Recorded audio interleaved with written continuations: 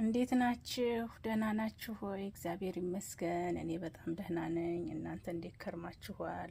ሰላም ስለሆናችሁልኝ እግዚአብሔር ይመስገን። አገራችንም ሰላም ሆና እኛ ለዚህ ስለበቃን እግዚአብሔርን እናመሰግናለን። ስለምታበረታቱኝም አመሰግናለሁ። ዛሬ ደግሞ ምን ይዘሽልን መጣሽ እንደምትሉ አውቃለሁና ዛሬ ደግሞ ይዤላችሁ የመጣሁት ምንድነው? ሾርባ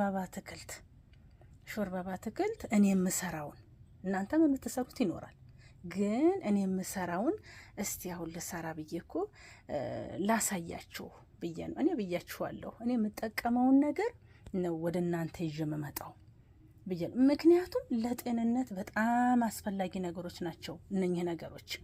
ያው እንደምታውቁት በመጀመሪያ ሽንኩርት ይበስላል። ከዛ ሽንኩርቱ በዘይት ከበሰለ በኋላ ቲማቲም እዚህ ጋር አለ።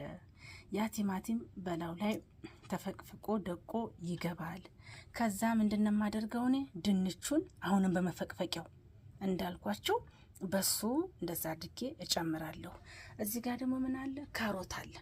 ካሮቱንም እንደዛው አድርጌ ድንቹን እንዳደረኩት አድርጌ እጨምራለሁ። ከዛ ምንድነው የማደርገው እኔ እዚህ ጋር አሉ መኮረኒ፣ ፓስታ፣ ሩዝ እነኚህ እጥብ ተደርገው ባንድ ላይ ገብተው ከነኚህ ካሳያችኋቸው ጋር እንዳለ ይቁላላሉ፣ ይበስላል። መጨረሻ ላይ ምንድነው የሚደረገው? እዚህ ጋር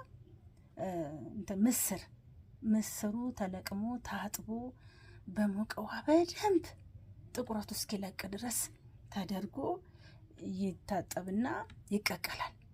ከዛ በኋላ ተጠሉ ይቀመጥና እንደዚህ ሆኖ ይገባል።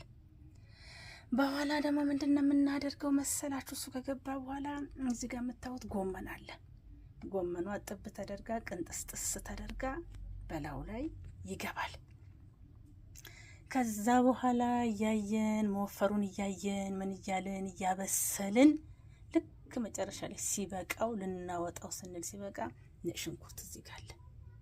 ይሄን ነጭ ሽንኩርት ቅጥቅጥ እናደርግና ፍጭት አድርጌ እጨምረዋለሁ። እሱን አይቼ ሁሉን ነገር ከተስተካከለ በኋላ አይና መጨረሻ ላይ ምንድነው የማደርገው እኔ ቃሪያ ውስጧ ጣልጣል ይደረግበታል። እንደው መቼም በእውነት ነው የምላችሁ እንዴት እንደሚጣፍጥ፣ እንዴት ደስ እንደሚል፣ እንዴት ለሰውነታችን በጣም አስፈላጊ እንደሆነ፣ ጤንነታችን እንዴት አድርጎ እንደሚጠብቅልን መኮረኒ ብቻውን ከመብላት ፓስታውንም እንደዛው ሩዙንም እንደዛው ከመብላት በእንደዚህ አይነት ነገሮች እየተሰራ